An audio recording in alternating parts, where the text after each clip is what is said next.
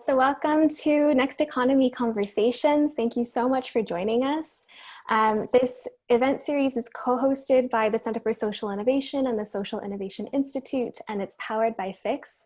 Fix is the easiest way to plan, track, and optimize maintenance. They're the first open computerized maintenance system platform that mixes innovative technology with a focus on partnering with customers to help them organize assets, manage work, connect to business systems, and make data-driven decisions. More than 2,600 companies in over 90 countries trust Fix to help evaluate, buy, and implement maintenance software and simplify their journey to modern maintenance.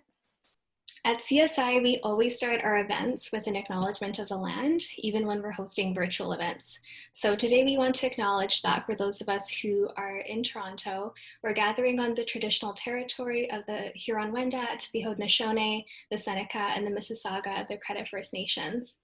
As we think and talk about social innovation, we are sometimes discussing a shared vision for a sustainable and just future. However, it's critical that we also reflect on the past and the present to consider how we can strive towards more inclusive and resilient communities that incorporate and respect many different ways of knowing and being. And as we move our lives and our work into the digital realm, this also means considering how patterns of inequality can transcend into these spaces. So on that note, I want to share this quote from Alexander Dirksen on decolonizing digital spaces. Meaningful change begins with recognition of technological innovation as a fundamentally human endeavor. Behind the slate glass and metal enclosures of our lithium-charged lifelines are people, with each line of code carrying with it all the complexities of human existence. Technology is not a neutral force, nor are digital spaces safe spaces for all, instead mirroring, replicating, and at times exacerbating the real and pressing realities faced by Indigenous peoples and other marginalized communities in physical spaces. A social justice lens must therefore be applied to all that we discuss, design, and develop in the digital realm. So we encourage you to consider what it might look like in your work to apply a social justice lens, whether you're also hosting emergent conversations or if you're participating in them and shaping them. And we encourage you to also check out this resource called Native Land to learn more about the land that you're on. Without further ado, I'm delighted to introduce David LePage, who is our guest for today. David is the Managing Director of BiSocial Canada, and he's the author of the new book, Marketplace Revolution, From Concentrated Wealth to Community Capital. David believes it's time to replace the current dogma of extraction economics with a social value marketplace. BiSocial Canada is a network that advocates for and promotes leveraging existing procurement to create community value. David is engaged with social enterprise in multiple roles, including the boards of Social Enterprise World Forum and the Social Enterprise Council of Canada. David will be in conversation today with our CEO at the Center for Social Innovation, Tonya Surman. Tonya is fueled by her belief in the power of collaboration and belonging. She knows building relationships between people is the foundation for a better world, and it's also a heck of a lot of fun. So Tonya, I'll hand it over to you to share a bit about what we mean by next economy and to get the conversation started. Marvelous. Thank you so much, Zoya. Always such a graceful introduction. Hello, everyone. It's absolutely wonderful to see so many people from across the country. It is my pleasure. Actually, it's just a delight to be able to have David, you joining me today.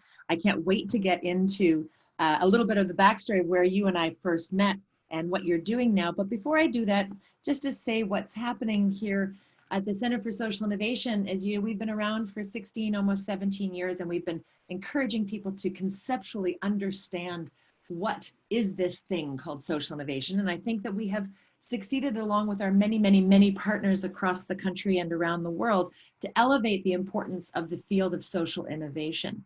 But at the heart of this question of social innovation, there's a question of how does change happen? And it's my belief that we have three primary tools to help to facilitate change in the world today. The first one is policy. The second one is cultures. And the third one is markets.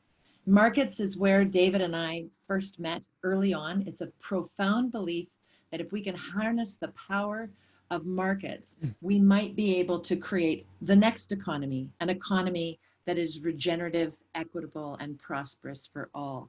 That is certainly the work that we do at the Center for Social Innovation. It's the framing for the next economy conversations. It's our profound passion to be able to look at new solutions, new markets, new opportunities, new ways that we can use the power of markets to be able to nudge, push, and maybe radically redesign our economic system. David and I have known each other for, oh my God, David. David, welcome to Next Economy Conversations. Thank you, Tonya. It's an honor to be invited to your conversation. It's great. Well, I do want to go back to even before CSI, to where we first met. David, do you remember? And maybe you can tell them what you were doing then. That was the beginning of the social purchasing portal, and you were sitting on your porch running a co-op daycare center. And very early, before anyone, you took control of the market, said the parents are going to run the daycare center. We don't have to send our children. We can work together collectively and do that. And then I think the next time we met was on the stairs of Spadina Street when you said, and someday this is not going to look like this. It was before construction started. So, Right. Tonya, I think we all owe you a huge sense of gratitude, the leadership to take that vision. And I think the way Zoya put it is just not just the place you've created, but the culture you've created. So thank you. David, thank you so much. And you know, we do what we can, but I will say, in my years of doing this, one of the things that I've had the privilege to do is to be inspired by you and the extraordinary work that you've been doing. And you know, we have done so much together that I want to share. And it's so interesting because when I was reading your book, which is what we're here to discuss, so first of all, plug 10% off if you say Next Economy in the on the website, which I'm sure you'll provide some at some point, David. But we're here to talk about the marketplace revolution. And I think this is where you and I really had the opportunity to come together, because we have been for probably 20 years now trying to move these issues into the mainstream. And we've had the privilege of working together through Social Enterprise Canada, hosting conferences together to try to get policymakers to look at these issues, and then watching and supporting each other over the last decade as we're starting to get that traction and have to go in and re-educate the next generation of policymakers and get them on side. But this work has been grueling, but you've been doing this for 40 plus years last time you told me. And I just wonder if you can give us tell us your story, just in a nutshell, or maybe not even a nutshell. You started in campus radio, or how did it all start, David? No, well, I went to college in the 60s, and you were on one side or the other, and I was on the social justice side, and it was critical issues. It was very early on. It was in the height of, because it was in the US, it was in the height of the struggles for racial equality. So that became a heightened issue. It was all about, we witnessed, assassinations of some of the leaders like Malcolm X and Martin Luther King. As they started to elevate, they were removed from the conversation. And that was profound, for me, quite profound, because it was, what's going on here is like those leaders are being removed. And then it was the Vietnam War. And a lot of people, it's interesting, I got an email from this person a few weeks ago who, or a LinkedIn note or something, who I don't even remember, from college, who said, I always thought you actually believed in why you were demonstrating. You weren't just demonstrating. And then from there, I moved to doing community organizing in Milwaukee in the inner city. And one of the first things we realized is we had to have the same tools as the other side. So the city was doing amazing discussion of it. It was actually called was it something, cities, model cities. But model cities for them was a bulldozer coming and tearing down housing and disrupting communities. But before the internet, we needed to have printing. My brother actually knew how to print, so we went to a foundation and we said, could we get a couple $1,000s to do printing? And they said, oh, you're going to buy some printing. We said, no, we're going to buy a printing press and set up a print shop. So right away, started to learn the power of working in the marketplace and having our own means of production, our own employment. So we could actually run printing not only for inner city community organizing, but we were in the back half of the storefront. The women's welfare rights was on the front of the storefront because they needed the street presence. We had the back and the basement. And then it evolved. I did work in community radio in the US for quite a number of years because it's an amazing opportunity. And in the United States, there's FM bandwidth that is saved for non-commercial use. So a lot of people in the 60s and 70s and 80s started to realize you could be a nonprofit and have your own radio station. So Pacifica, an amazing, started in 1940s, and it was a pacifist news person who couldn't get any news coverage about pacifism in the Cold War. So he started his own community radio station. And that was a whole movement that built around community radio. And a lot of it, the work we did was with indigenous communities, because on reservations in the US, there's no interest from the commercial media to be serving people whose first language is not English, who live in an entirely different culture and don't have wealth to contribute to the marketplace. Mm-hmm. So it was for me a great learning to be immersed in another purpose of, again, marketplace. So when you think about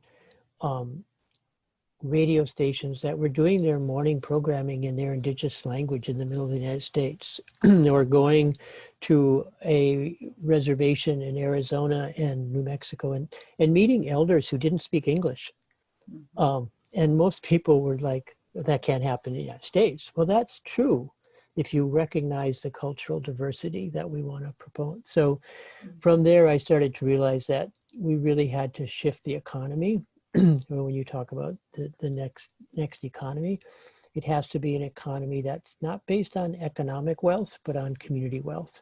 And when we change that, we actually are saying, nope, we do everything different. Mm-hmm. So I think when you and I first started working in social enterprise, everyone said, oh, that's a nice little thing. Mm-hmm. And it's part of all those years of like, we can't say this is really about the next economy, because people didn't want to hear that. They wanted to hear, oh, that's a nice solution. Where some of us, like yourself and myself and others, is like, no, this is the revolution. Mm-hmm. This is not just a nice new little business model. Mm-hmm. This is like the next economy. Mm-hmm, mm-hmm. And I mean, I have so many wonderful things that come up for me. You know, one of the things that's been interesting and for me, and I wonder about for you, is, you know, when we bring up the use of the markets, you know, I remember in the 80s, in the 90s, feeling really out of place. You know, my left-wing friends thought I was a capitalist pig, and my capitalist friends thought I was a commie pinko, and I felt like I you know, misaligned. And yet there's this tension and this conversation that's been going on in Canada for many years around, you know, the difference between, some people frame it as social justice versus social innovation, or social, or you know, markets versus revolution, you know, capitalism. You know, I guess I just wonder how you've held that tension from all of that movement building that you were doing in your early life, and how you felt like you could move forward with integrity to bring these ideas forward. That's not always very well.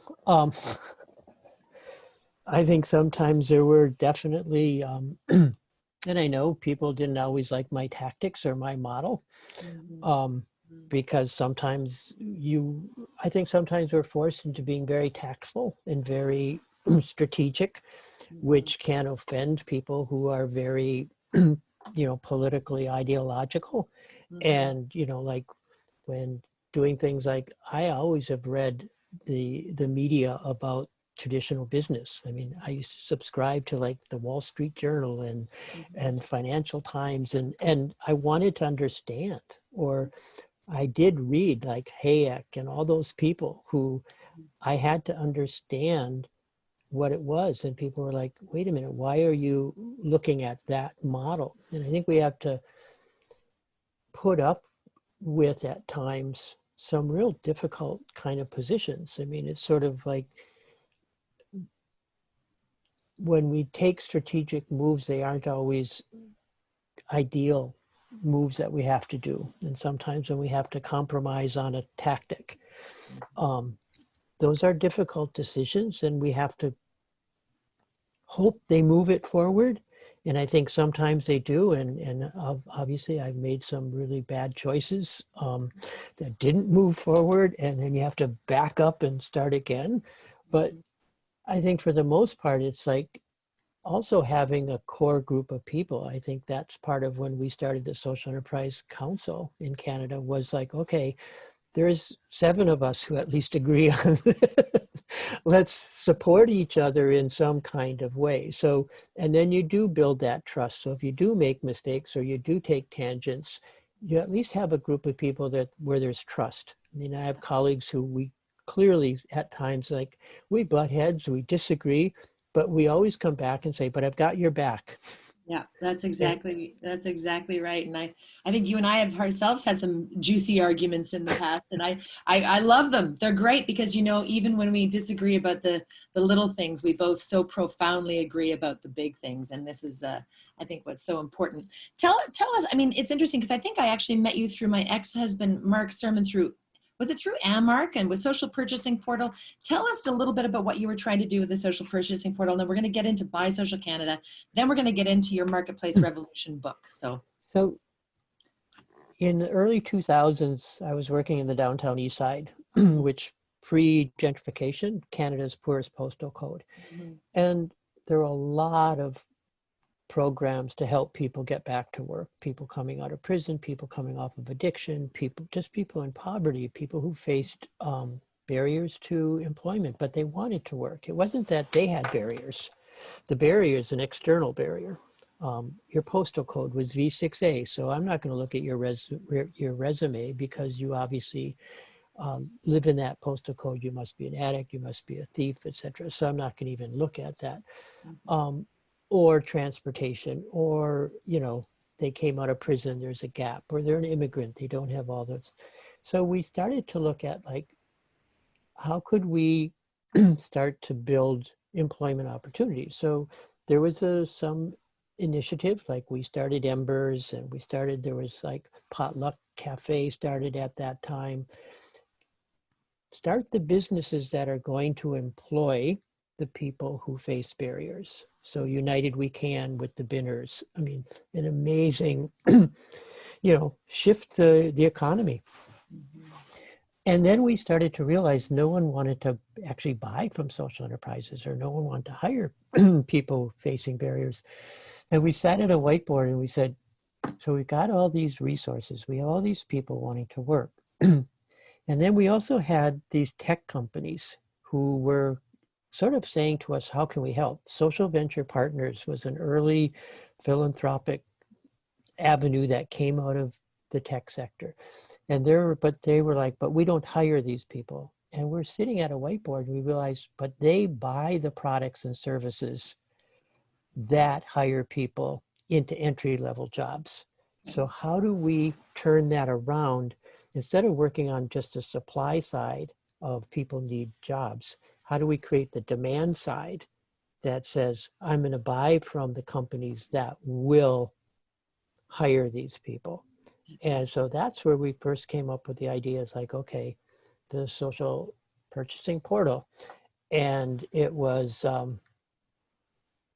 Jason Mogus. Yep. And a few people from Social Venture Partners and early social innovators in the tech sector who said, I think we can actually build a website and I mean, you know what a website was in 2002? It was like, oh my, and then we built a Cadillac, and then it was all so early, people didn't know what social procurement was. We didn't know what social procurement. We just had the right concept, but not the right mechanics. Yeah. And we also realized we didn't have enough supply. Yeah. I mean, Yeah. the Well, supply was really, I mean, that was before CSI, that was before all the infrastructure we have now on the supply side. that's right. So we kind of backed off after the initial funding went off and said, okay, we got to restructure this, spent number of years working on enterprising nonprofits, building the supply side. And then in 2013, went back and said, okay, now we really push the demand side. We're ready for that. And partnered with SE UK on Buy Social in 2014. We have the brand from them. We share that.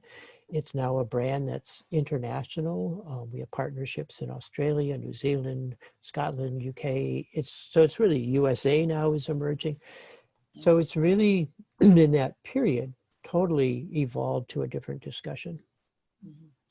You know, it's such a good story, and I see a question here, and so I want to take us back to a high level definition of some things. So, you know, what we were talking about, what you and I have been doing through the social purchasing portal, and early on, I mean, interesting. I was working at Web Networks at the time, which was the first commercial internet service provider in Canada, which was a nonprofit, unionized worker co-op social enterprise. Okay, now you try governing that. I tried. It was a nightmare.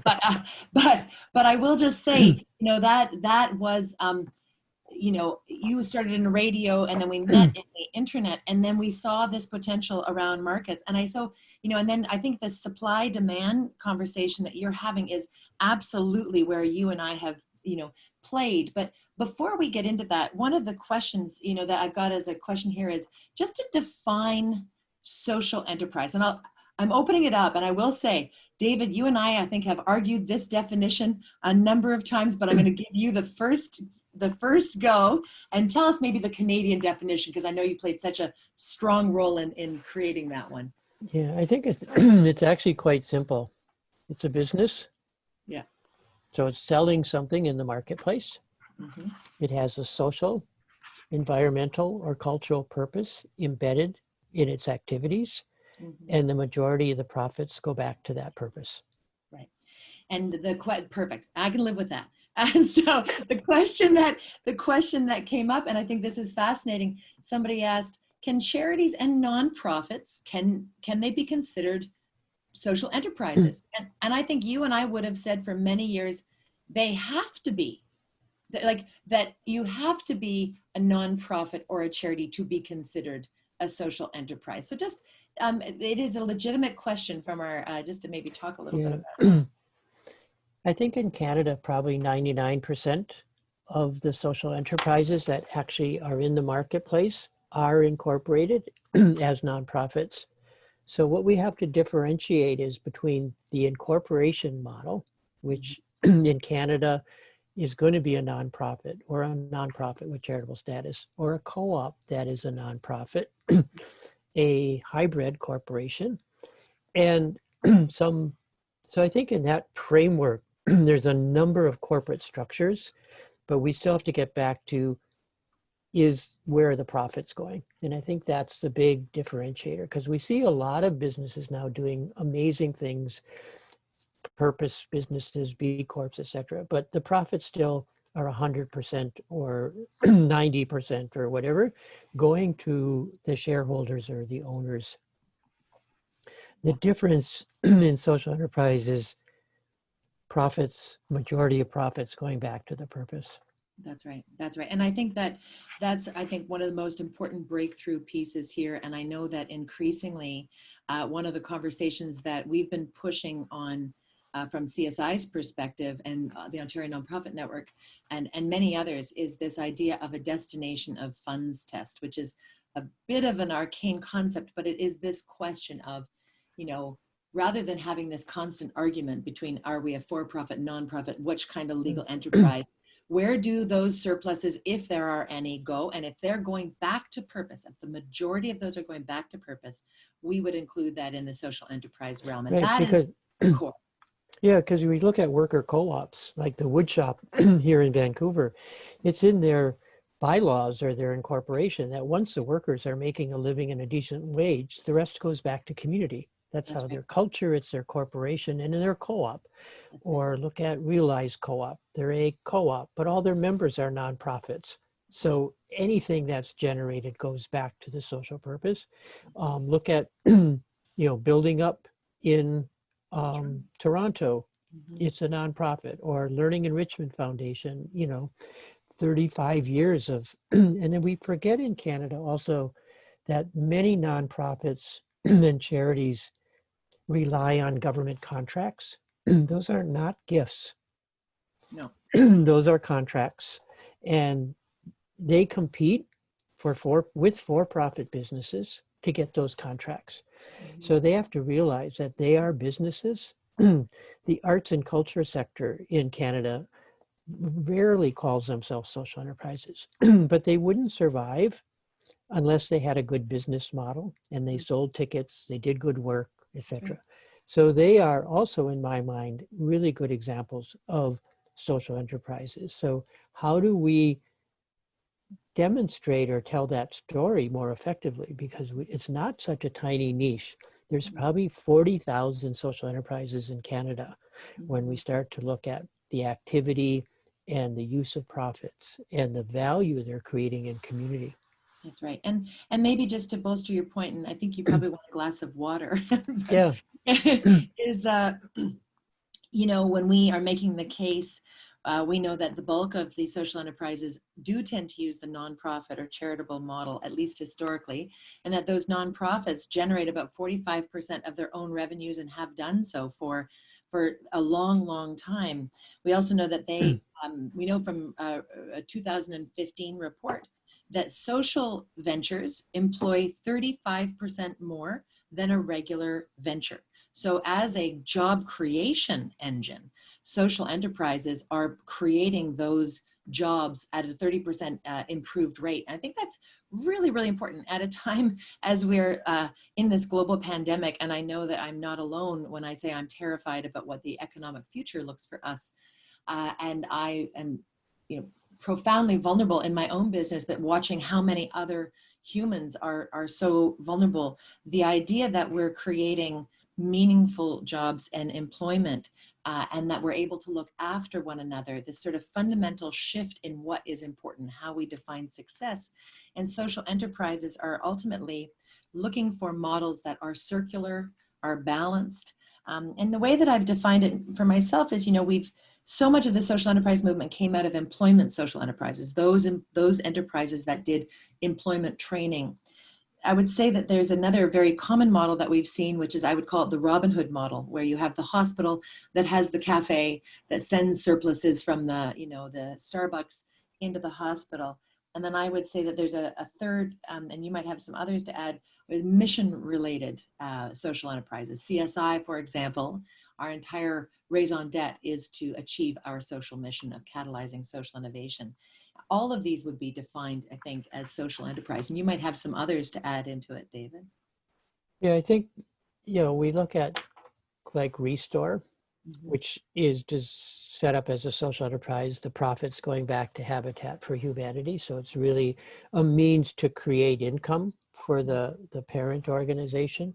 Mm-hmm. I think when we look at organizations like CSI, where we see, and I think it's important to point this out, is where you've leveraged the social enterprise model to actually not just, as Zoya said at the beginning, it's not about the space. And people just sometimes they say, well, CSI is just like, and I said, no, you have to understand there's a difference between space. There's a difference between a cafe that is a social enterprise. There's a difference because there's a purpose behind it, that it's not just the same business model.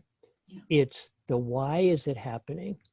Right. And that why becomes so critical because we're not, and it's interesting because a good friend and colleague a few weeks ago sent me a text on a Saturday, said, I'm reading your book. It really is a revolution. I hadn't thought about it that way. This is going to take a long time. And this is someone who's worked in the sector for a long time. But when we think about that why behind a CSI or that why behind social enterprise, it is really different than another, resale. It's not the same as a thrift store. To be a thrift store that is supporting access to affordable clothing and household goods for low-income people. That's different than a thrift store that is privately owned and is, they're both may have the same business model, but that purpose and that use of profits is really what drives it. Yeah, I couldn't agree more. And I'm going to try to get a question in here. One of Grant asks, how does social enterprise balance profit with social accommodation? Yeah, I mean, go ahead. I don't think there's a single answer, because I think it depends on what the model is. We see some social enterprises that are trying to create employment for, let's say, persons with development disabilities or something.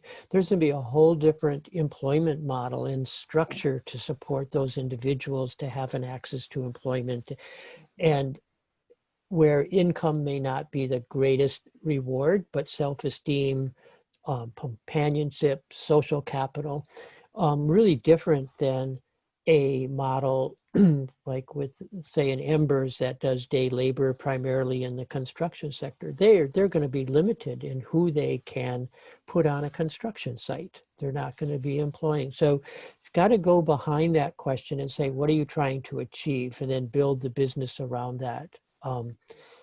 Because I think part of the problem is if we just assume every social enterprise is the same, it's not. I mean, the labor costs are different, the purposes are different, the markets are different. Some are retail, some are, business to business, some are business to government, some are business to consumer. So, but behind it is always that question of like, what are you trying to achieve? And then once you figure out the purpose, then you can figure out the rest. Right. And within some values that I think are profoundly important. And so maybe I'll just, riffing off that, CSI's mission is to catalyze, support, and inspire social innovation. Nowhere did it say we would be running a collaborative workspace. Like it doesn't show up anywhere in our mission statement. And there we were. It was a tactic. It was a business model. But our work has always been about reducing the friction amongst people who are trying to change the world so that they can be more impactful.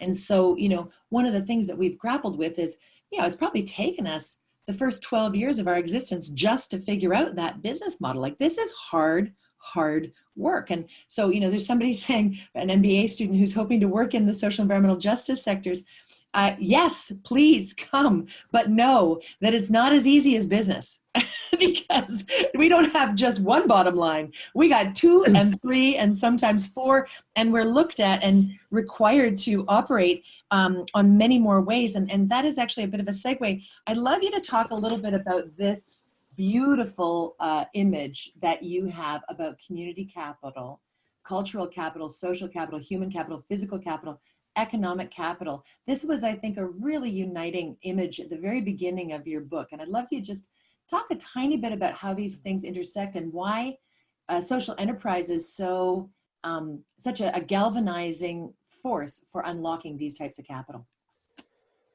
I think that's the basic premise of why social enterprise is so revolutionary, is the business model that somehow we chose over the last 400 years is all about economic capital, and financial reward is the measurement of success.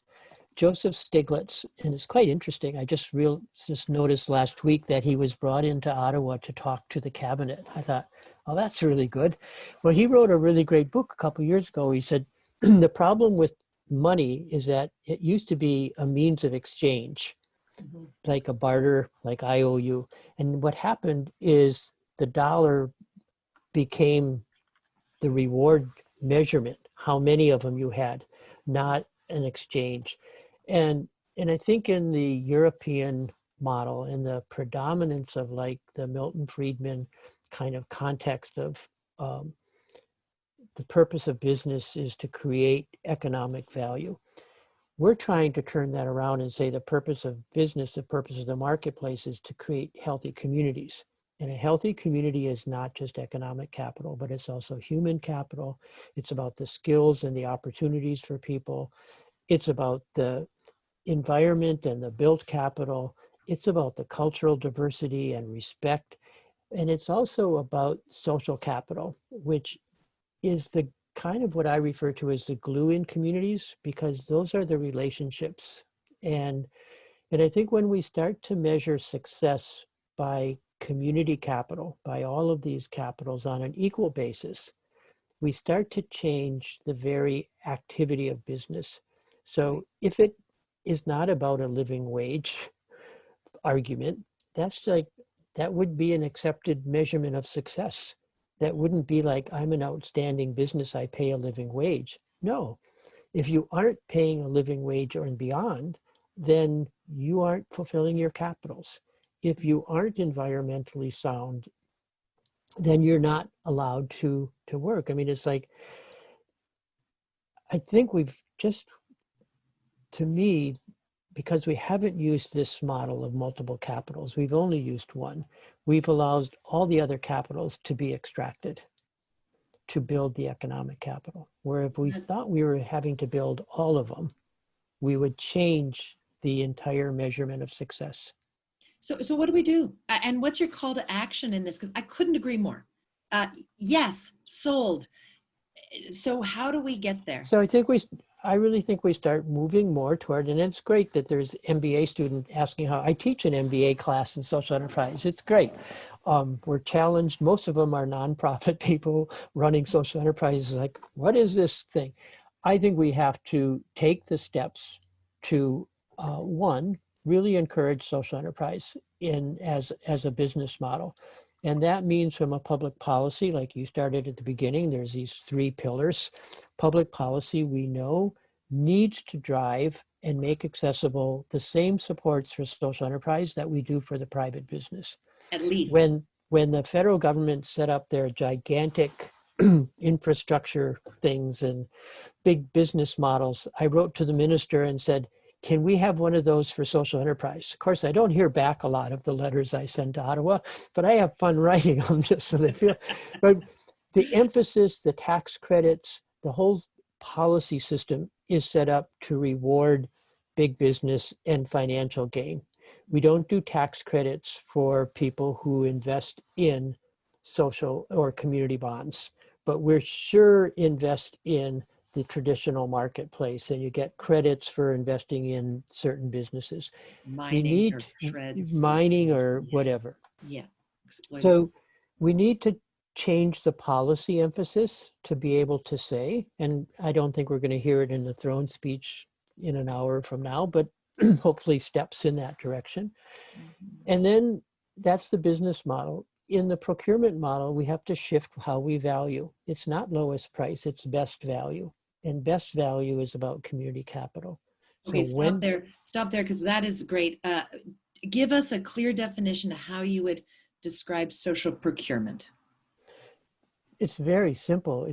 It's including a social value in consideration when we spend money. So it's interesting, every time a purchase happens, whether it's by government, business, or an individual, there is a ripple and a multiplier effect, intentional or not.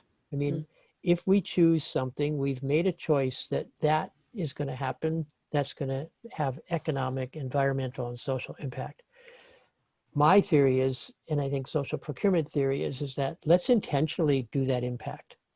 So it's the same thing as like a small business looking for office space in Toronto. Do I rent at CSI? The ripple effect of paying that rent is phenomenal compared to down the street. It's still 4 walls, it's still a window, and it's still a copier. But are you renting from someone where the profits are going back to the Toronto Stock Exchange, or are you renting from CSI where the profits and the activity are going to build community? So the procurement is the social enterprise is the supply side in the market. Social procurement is the demand side. I just love it. So tell us, I want to, okay, I think we're at the time where I'm going to challenge you on a couple of things. How, when you say marketplace revolution, I'm with you. I don't think you go far enough. I think I want to see more. And you know, one of my concerns is, you know, the things that we've struggled with in the past is who gets to be a part of these conversations. Can social enterprise have the impact, the desired impact that I know we both share, fast enough to actually address some of the most seismic challenges of our time? And you know, why capitalism has been so profoundly effective, whether we like it or not, is that it had this profit motivation. And so, you know, we got this MBA student, and maybe this is a double-ended question, but you know, one of the biggest challenges that I've had in this world is how do we get the talent that we're going to need to drive this revolution? How are we going to get them to take up the challenge of social enterprise? And is social enterprise big enough to have the impact that we need to have on the world right now? Those are two questions, but I'm dying to hear. And I think this is back to our conversation earlier. What's the difference between the ideal and the tactics? And I think that clearly right now there's some very strategic moves that have to be done to move us in the right steps. And I think one of them is the fact that MBA programs like at Memorial University, University of Fredericton, and others, social enterprise is being embedded into the curriculum. I had one of my students last term say, how come we study this at the end? We should take this course first, and then it would influence our marketing and why was CSR talked about as like, that's the answer? I mean, so that shift is happening. I think the other big shift is that younger people are much more aware of what's around them in terms of the crisis. People could put off the climate crisis 20 years ago and say, well, all we have to do is have an environmental movement. It's not we need an environmental movement anymore. We have to like respond to a crisis, or there's no reason to have a marketplace because there will be no planet to market in. I think that tactically we have to continue to push governments on all levels to start to recognize what's going on. The educational system, we start to see things like in Scotland where social enterprise is taught as curriculum in the grade school. So young people start to learn about that. We start to see leadership from companies like SAP and Shandos Construction, who we work with, who are going like, wait a minute, we're big companies. We can have an influence here. We see public servants, as we all know, who are working within government, who are trying to shift things. Hopefully there's enough momentum quickly that something can happen. I think one of the things around the corona, you know, the COVID stuff is a year ago, who knew what a supply chain was other than you and I? Now, everyone I talk to understands what I say when we have to be looking at supply chains. Right. I want a social enterprise making those masks in Canada. So we tried that, but we couldn't do 1 million in a week. So the moms of the world did. I'm telling you, the community-based solutions were there, but that's another conversation. So I think your question is probably our biggest challenge, is like, how do we dramatically move this? I mean, I raise in the book, you know, foundations in Canada are sitting on $84 billion. And then we have a whole bunch of people saying we need more social finance money. I'm like going, we don't need more money. We have enough money. It's just, how is it being used? And if we just said 10% of all foundation endowments has to be in social finance, we'd have a fund of $10 billion.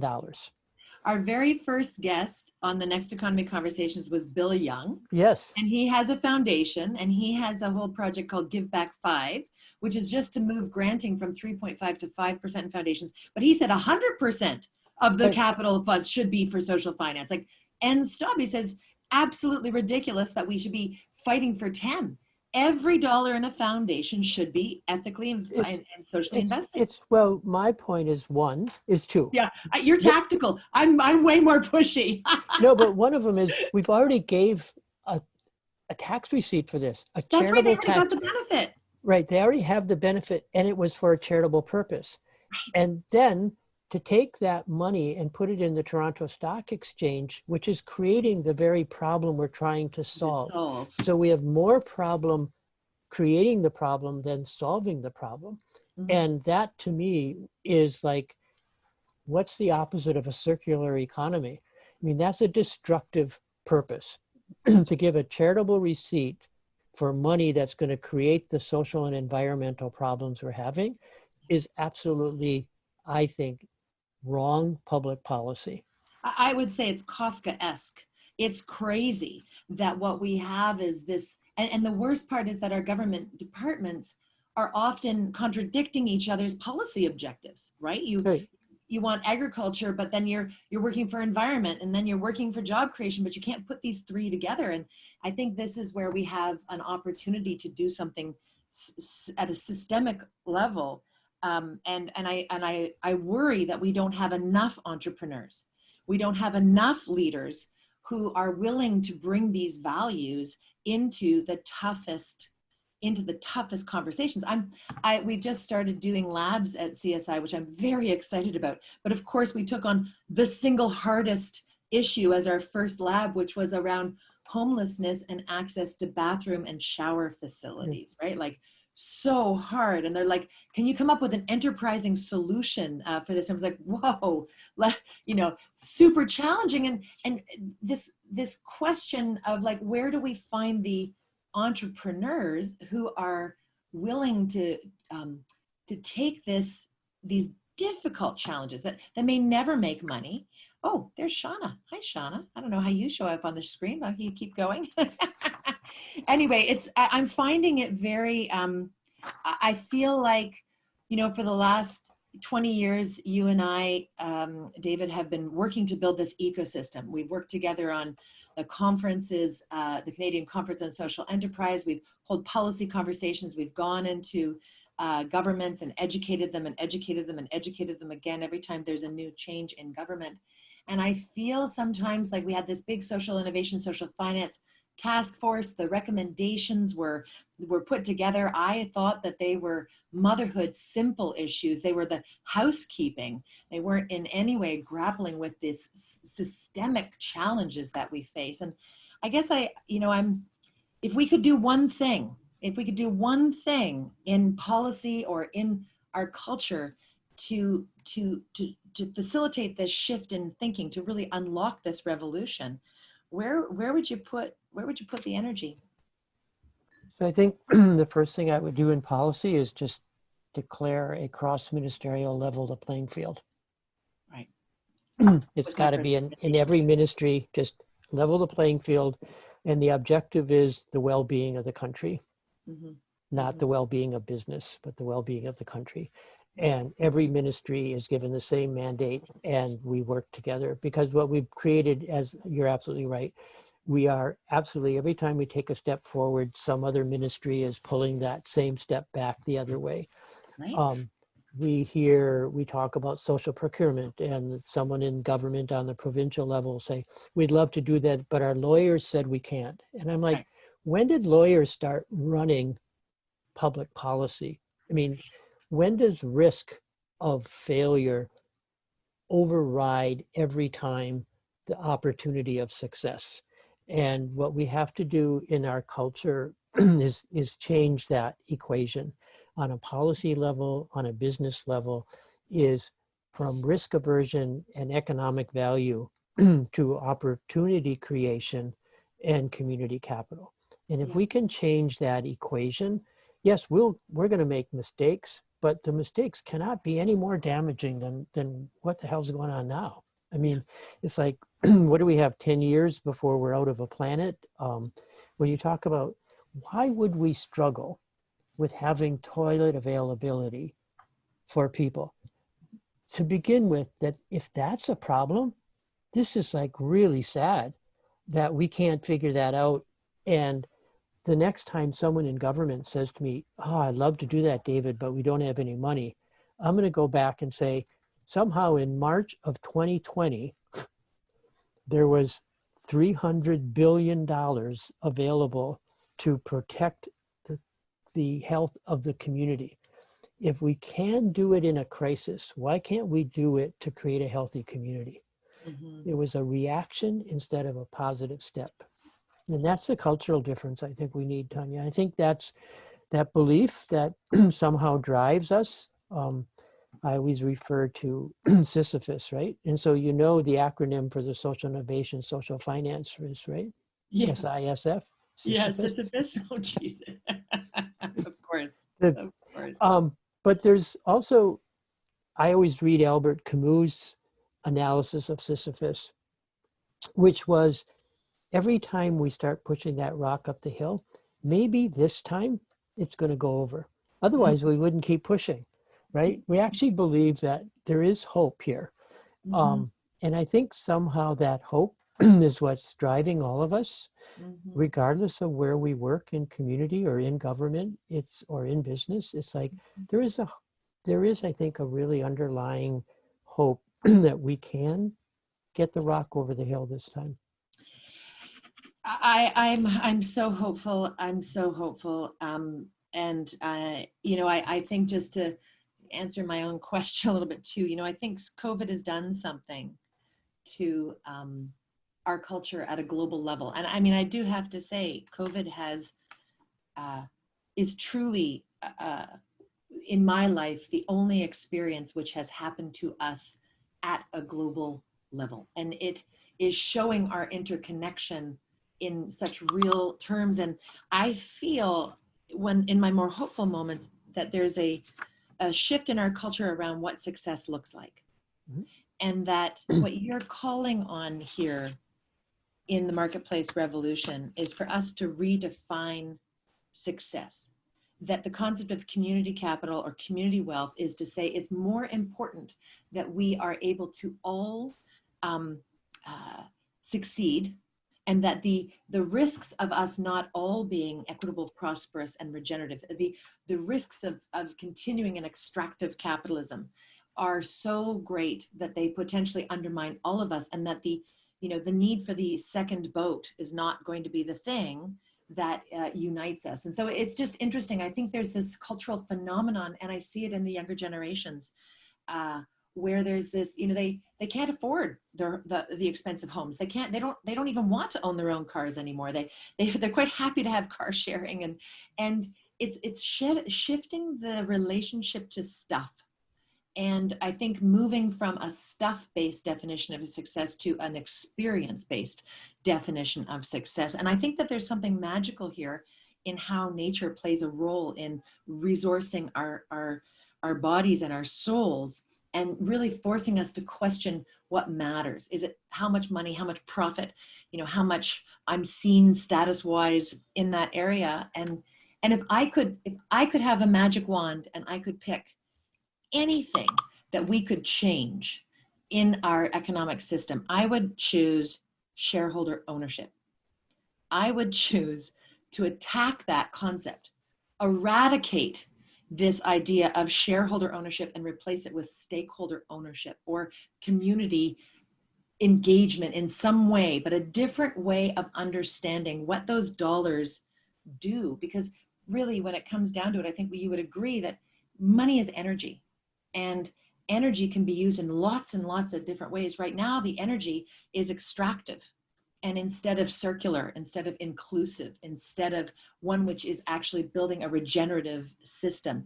And so what is the least change that we could have? Now, I know that that's a ridiculous ask, but I am asking for it, because what the heck, and how do we, at a time in a global crisis, if not now, when? When do we get to actually have this conversation about redesigning our economic system? Because it's just not serving us all. And I think that's why we decided to use the word revolution in the book. Good friend of mine wrote a paper many, many years ago on revolutions, and realized there has never been really a political revolution. They've just been a lot of coups d'etats. Right. And what I see happening a lot in, quote, business change is really not a revolution. We're not changing that core value. We're just making it more comfortable or better. And I don't think more comfortable or better in the current system is going to address that underlying systemic change, because this is a human construct. I mean, capitalism is not some inherent human thing or some inherent thing built out of somewhere.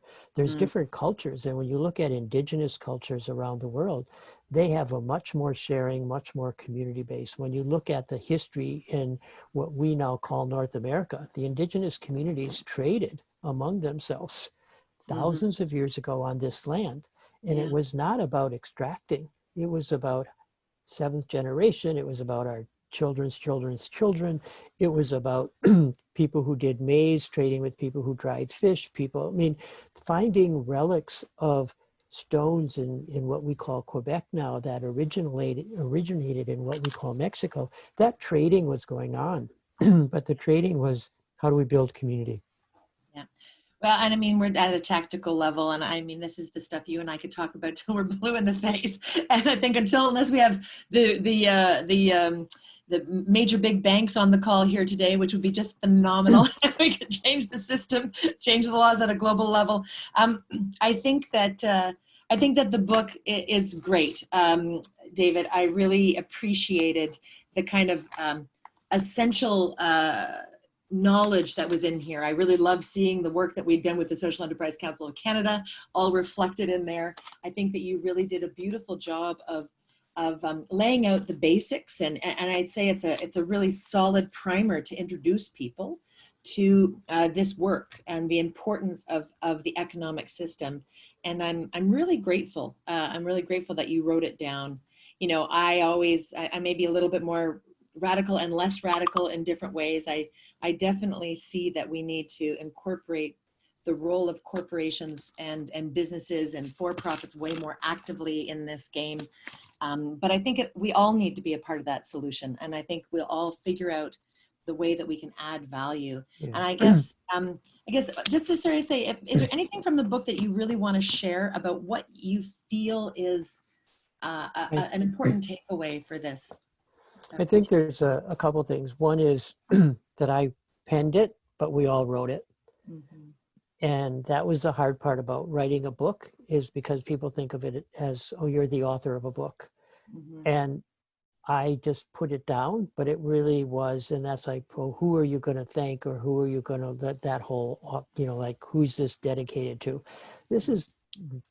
I penned it, but we all wrote it. And I think that was a real difference in it. And it came from years of putting notes on the side saying, this is for the book, or this is the book. And then when... Sometimes I thought it was your submission to the federal government, but... Right. That's in there too. Yeah. And then there were some places where the people who are helping me write it, we took some pieces out so I wouldn't be, sued for libel or whatever. So I had some good advice on, like, I don't think that's a good one to put in the book. Yeah. But people who read it see the stories behind it. And so there were some cautions in it that I think we took that are necessary to get a message across, because I think, as someone said to me, I wasn't going to read 300 pages about social enterprise or a new marketplace, but to go through, to get the highlights, to get the core issues, that was the purpose of the book. And I think we kind of got to that. I think our biggest challenge is, how do we get the book outside of the choir, right? How do we get that message, that discussion, and the discussion we're having beyond, the group of people who already pretty much agree? So I think if people have ideas on how we can promote the book and get it into new audiences, we're really welcome to that. Anyone who's on this call, what did we have? The Next Economy is the code word for your discount on the book. But let us know how we can reach new audiences, because I think that's, and I think that's one of the things, Tonya, that I think has been such a great success for CSI, was not just the spaces and the accomplishments in the spaces, but CSI changed the agenda. People talked about it as like, wow, that's really different. That is a move. It became a movement, not a place. And I think that's what we're trying to say. The book is not about having a book. It's about contributing to a movement, and how can we move that forward collectively. So. And David, you have been a leader and a driver and more tenacious in building that movement over the last 40 years. It's really, truly an honor and a privilege to have worked with you over many, many years, and also to just see how you've just gone from you know, you really have taken it from angle to angle to angle, right? Like, you know, if social purchasing portal didn't work, okay, we're going enterprising nonprofits. Okay, that doesn't work. I'm going to go into the, you know, buy social Canada. And I remember the day you told me that you were retiring. Liar. So like, I know there's nothing retiring about you. You are simply, you know, continue to push, and now to see your work on a global stage with the World Social Enterprise Council. I'm going to get that wrong.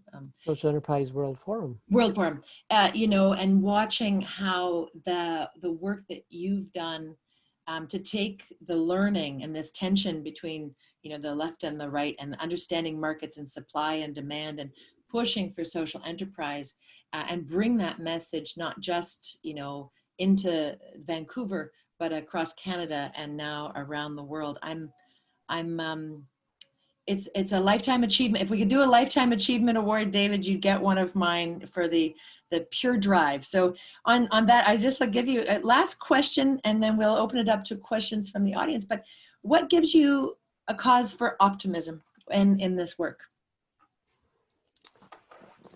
Actually, there's a couple of people who really inspire me right now. I work with Liz Chick and Tori Williamson, two young women. And they inspire me all the time. I mean, the inquisitiveness and the willing to learn and the commitment to this has to be done different. And none of us know the answer. I mean, I may have been working in it for years and they're new to it, but we all share.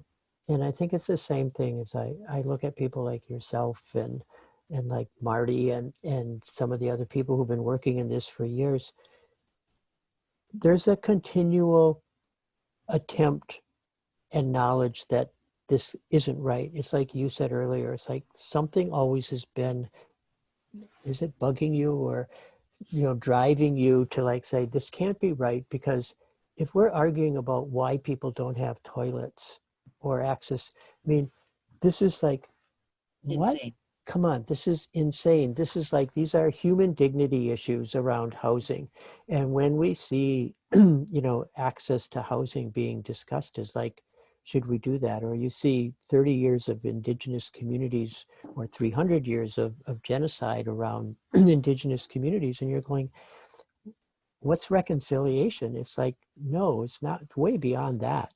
It's like, where's the human purpose and the human dignity in some of these issues? And I think that drives us because we see this dichotomy between what could be and what is. And how do we take the steps? And I think for me, the only way to take those steps between what could be and what is to drive. And I think your term of the next economy is it, because it's like someone said, are we about building back better? And I said, no, we're about building back different. That's right. Because if we just build back what we had, we're just going to do the same thing again. So let's build back different. That's right. To the next. So I think somehow we get caught in trying to solve that dichotomy between what we know could be and what we see every day. And when you understand that, you're going to be driven to try to solve it wherever you are. That's right. In every decision you make. Right. Oh, thank you, David. And I'm not sure, Zoya, do you want me to ask the questions or do you want to ask the questions? I got a couple here that are doozies. And so go ahead. I'll let you go ahead. Sure. I can ask a few, but Tonya, please feel free to jump in. So there was a question for you, David, around, I'm wondering what a digital social enterprise or social procurement response may be like to a company like Amazon. Does such a convenient alternative currently exists for Canadian consumers who care about metrics that encompass social, cultural, and environmental values? Yeah, so think if you go back to, what Tonya was doing 25 years ago is trying to control the web for community ownership. When we lost control of the web to private enterprise, it's almost like taking energy and saying you can privatize it. And Wrong. And I think Amazon is one of those essential case studies of a really good concept of trying to create a marketplace that is ease, but doing it in a way that actually extracts value. So rather than adding value to the equation, and then you have Amazon getting tax credits and supports from local municipalities, when in fact they're destroying the local economy because they're destroying local businesses. We have this kind of like, yes, there's the efficiency of the delivery model of a place to buy and sell, but there's no value behind it. There's no social value in the purchasing. It's just efficiency and cost.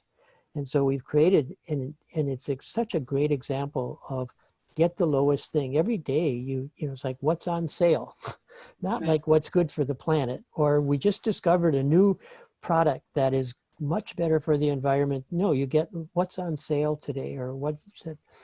And what did they, their owners, talked back to Tonya's point about shareholders, their shareholders gained like 30% during the pandemic because instead of saying we're going to lower our prices and we're going to make this happen because people can't go to their local shop, they actually raised the prices and made it more expensive and made more money on the pandemic. And they are not creating a local marketplace, they're creating a universal extractive marketplace. And I think that's what's destructive about it. Well, but also let's just be really clear. Don't use Amazon. Stop shopping through Amazon. There are other ways to get the products that you want. And it's a little harder for sure, but if we keep using it, that's the first one. I mean, I know it's convenient, but I recently bought myself a wood stove to go inside my bell tent, and I worked really, really hard to make sure that I didn't buy it through Amazon. There were other dealers, and they actually gave me a better deal in the end anyway. So I'll just say that. But the other thing is that on that issue, one of the things that we're seeing right now that's exciting at CSI is a number of, actually more than one, initiatives to actually transform delivery. And it's an interesting one because one of the ones that we're looking at is actually looking at turning it into a worker co-op, which is phenomenally exciting, right? Like, how could we shift the game on delivery systems at the local level? How do we use the power of technology, open source that technology, and make that available at a micro level in local communities? And so, I do think that there's some really exciting innovations happening as we are looking at ridiculously overpriced delivery costs right now in the city of Toronto, for example. Innovation is high, people are really frustrated, and there are local solutions, and it's up to us as the consumers and the promoters, the amplifiers of this work, to support that by putting it out into the market. And this actually just builds the case, David, for why Buy Social Canada is so important. We need to be able to find these organizations that are building these solutions, and then we, the consumer, has to actually support that. So it's not just government procurement, it's consumer procurement. It's the first nonprofit organization I ever built was when I was 21. It was called Earth Shoppers. Maybe finally its time has come. maybe, but anyway. You were 10 years ahead of your time. It's crazy. But I guess I just feel like this is where innovation and technology can, if we can facilitate the creation of these enterprises faster, and then we actually get behind them, I think we do have a chance of really transforming these systems and taking a piece of that market back. And that's part of why we purposefully put the book on Shopify. Good job. Not on it. It was a political decision. Conscious decision of how are we going to distribute the book. Yeah. If we want to save our neighborhoods, we're going to have to change our shopping patterns. Yeah. Other questions, Zoya? Sorry, I got ranty on that one, Dave. Sorry. That's the first rant. That's the What? first rant I've heard you in years. Liar. So unlike you. Oh, I know. So coy. What do you got, Zoya? Okay, so there's another question, a big question. So the question was, what does, and I think when they say this, they're meaning the marketplace revolution. What does this look like at scale, and how do we get there? As in, our financial markets are geared towards incentivizing and maximizing profits, so a shift towards community capital would require a complete reimagining of our financial system and a significant policy and regulatory overhaul. Yep. That's Barnaby. I think he works for us. So I just like No, and that's why we talk about it. It is a revolution. It is a total overhaul, and I think Tonya talked about it at the beginning in terms it's policy, but it's really culture. I mean, as long as the culture, rewards that. And I was reflecting the other day. It's like when I grew up, I was told that the goal in life is to have a house in the suburbs with a white picket fence surrounding it. And it never dawned on me until last week that a house of my own meant I was taking up space and there was not sharing that. And I was owning it myself. It was in the suburbs, which meant I had to have a car and I had to build a highway to get there. So it's environmentally, it was wrong. And then a white picket fence to protect my space. So all the images that I was given, and we talk about there's not ingrained racism and economic prejudice in that. I mean, those are the images I was told is what you should work toward. Every one of them reflects a value system that currently I would say is the wrong one. We should not be like own my own home, have to be in a car, have to build highways, be environmentally inside, and then build a white picket fence to protect it. So those, I think, are the kinds of cultural issues that we have to daily kind of fight against. And I think that's like the whole Black Lives Movement, the whole BIPOC discussion is so critical because people are finally saying this is not an activity that people do. It is an ingrained cultural behavior that has to be shifted. So Barnaby is absolutely correct.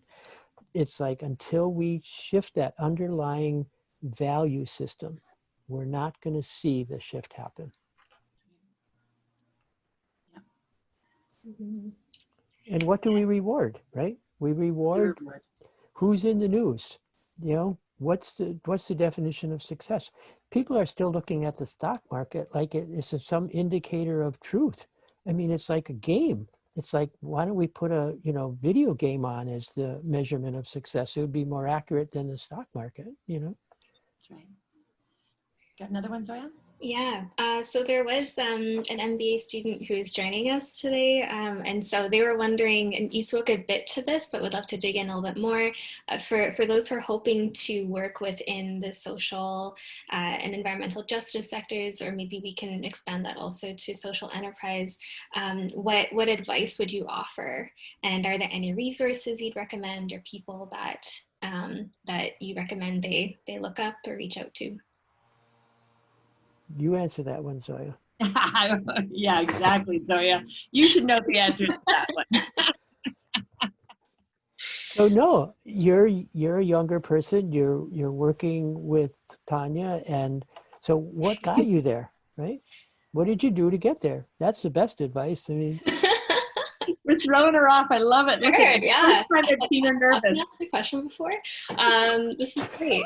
I mean, for me, learning about social innovation and social enterprise was a lot through experience and working on different projects. But I really believe that social impact is about listening first and asking a lot of questions and getting curious and doing your research before starting anything.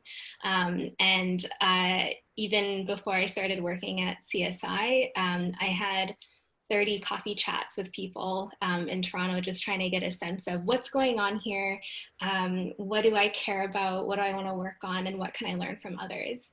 So I'd say even before jumping in, knowing why you're jumping in and knowing what your why is first is a helpful starting point. Beautiful. And I'll just add that if people are really interested, that they should check out the Social Enterprise 101 programs that CSI offers. Great introductions to this work. And for those people who are on the more mature side or looking to give back, or are regular entrepreneurs looking to bring their entrepreneurial expertise into to address real social problems, CSI has recently launched a program called the League of Social Entrepreneurs, which is a program which is bringing experienced entrepreneurs to some of the biggest challenges that we're facing. So our lab's work is working on homelessness and on affordable housing. And we're really excited to be bringing people in with that business experience to get them exposed to the real challenges so that they can understand the true complexities that we're facing in the multiple bottom line solutions generation. Well, I'm also reading his other one is like revolution does not come in comfort. Yes, I think so. That's what we're seeing in the chat as well. Okay. And I think it's what we talked about earlier. It takes everyone doing a piece of this tactically and holding the same kind of hope. There's not like you can go back and you can, go back to the Bhagavad Gita and all those philosophical underpinnings of why we do it. And exactly what Zoya was talking about is when we find our individual purpose, then we have to live with that and we have to fulfill it. And I think what Zoya said is, asking that, what's my purpose and where am I comfortable with and how am I going to, some people do it through academics, some people do it through business, some people do it through protesting, some people, it's we all have to contribute, but we have to find where we're effective. And for some people that's in a different place than others, but we have to respect that we're all trying to build together. And that's where, as Tonya and I said, we may have disagreed on tactics, but we always agree on what we're trying to achieve and trying to explore that together. The number of hours that Tonya and I have spent on the phone and in person talking about what's next, what do we need to do to drive this? And then we know where we want to get to, but what's the tactic? And I'll never forget Tonya calling up one time and saying, should we do this panel at this social finance thing? I don't think they like us. I'm like going, then that's why we should do it. Exactly. So there really is, the revolution it isn't always comfortable, but it is really what we know we should be doing. So we accept that, we accept that this is a challenge. It's not always going to be comfortable, but we have to build the relationships. And that's where social capital with our friends and colleagues is so important. I mean, the fact that Tonya and I, after 20 years, can still spend a couple hours, like, are we going the right way? Yeah, that's right. That's right. And I guess I'm just looking at the chat. I'm really excited about the number of people who've raised this question about, we got some real revolutionaries on the chat, which makes me super excited. I guess I just want to add in, one of the things that, David, you and I have done is we've really worked together around federal policy and trying to push those things forward. And I think there's, the viewpoint that we share, I think, is that we need everybody to be a part of that solution. And I would just say, in the concept of the revolution and some of the conversations that are coming around here around owning the means of production and capitalism and so on and alternative models, I actually really agree that we need some alternative models. And I think that we have to find ways of going and having conversations about, why do we even have a job? What is the purpose of money?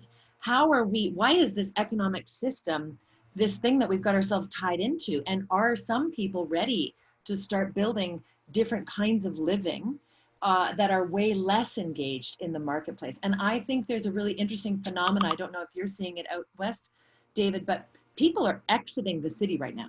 They are exiting in droves, and they're finding themselves farming communities or cottages or getting out of the city because they can now become more digitally engaged. And we're even on my dad's organic farm, we're building a little commune of folks who are co-living out there and starting to experiment with, is there a way that we can live without the need of money and jobs in the same structure that we've had? And is that maybe one of the ways that we are starting a revolution, which is to disengage. So in the way that we have before. And so I think one of the things that's exciting / scary about this moment is we may be forced to be way more innovative as a society and way less engaged in markets and way more um, land-based and figuring out how to co-live in different ways. And, you know, when we started CSI 17 years ago,